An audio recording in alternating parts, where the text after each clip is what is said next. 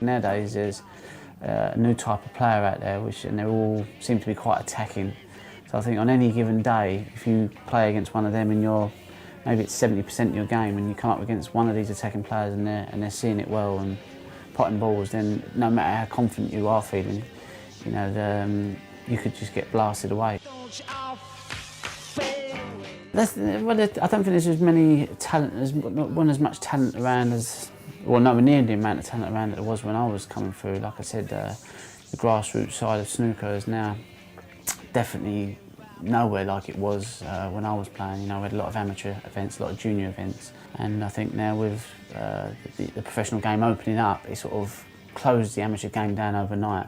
And like you see, 10, 12 years on, or 15 years on from when they've done that, you haven't hardly got any juniors coming through. Yeah, but he's 20 now, he's been around. It's not like, you've got to it's all right being spoken about and saying, he's a hot tip and this and that, but the reality is that unless you're winning tournaments and you're becoming a threat, that's the only way you can really gain credibility, if you like. And until he actually starts winning tournaments, he's still just a talent at the end of the day, and the talent sometimes isn't enough. You've got to have a bit of bottle, a bit of attitude, if you like, and it's the whole package, really. At first it was, and then once I realised she could drive, then I relaxed a little bit. Now when I went there, I expect some bloke who was an ex-Formula 1 driver to be driving around, and they put this woman next to me, and I thought, oh, hello.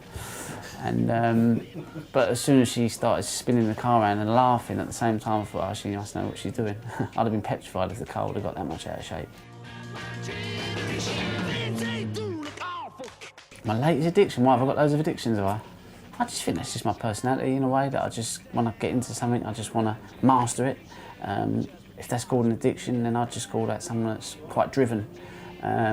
So I like to think that I'm more driven than addicted to things. I think addiction is something that you're doing against your own will maybe sometimes, but a lot of the things that I choose to do is because I want to do them and I like doing them. So I'd hate to think that I'll do something that I didn't enjoy, then that would be kind of a bit crazy. But yeah, I'm into me running, I'm into me a bit of cooking. I suppose I took that to an extreme, but I want to cook a nice meal. There's no point in cooking an old meal that no one likes. I don't really follow a recipe. My friend used to be a chef, so he comes around and he's I'm on to about my 7th dish now, but most of it's Chinese. Prawn in oyster sauce, beef in black bean sauce, seafood pasta, chicken wings. I'm going to do all that sort of stuff. I think sometimes, I've neglected the left hand because I've always wanted to play the perfect game with the right hand, but it got to the point where there was times where it was so poor that I thought I would have been better off using the left hand, and it's kind of got me out of jail a few times. So in that respect, I don't want to neglect it anymore, because obviously I'm 33 now, not getting any younger. So I'd like to give it a go, but at least by the end of my career, so at least I'll give everything a go. No.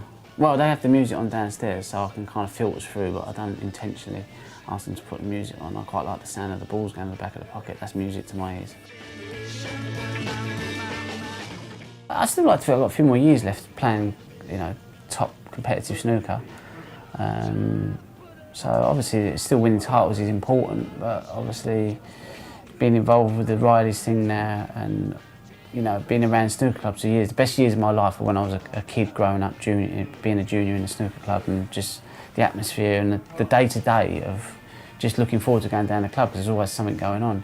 And I think now you look at snooker clubs, especially the ones that I played at, or grew up in basically, one by one they've kind of all shut down, and just to see the grassroots of snooker coming through, I've always thought, well, what can I give back to the game? And I don't want to be a commentator, I don't really want to be on the TV side of it, but I've always been interested in, someone that's got a bit of talent and trying to nurture that, because that was what was done with me. So if I could kind of give that back, so it'd possibly be trying to get snooker back to what it was in the 80s, and because it's a great sport, and yeah, it'd be a shame to see it kind of just get forgotten about, really.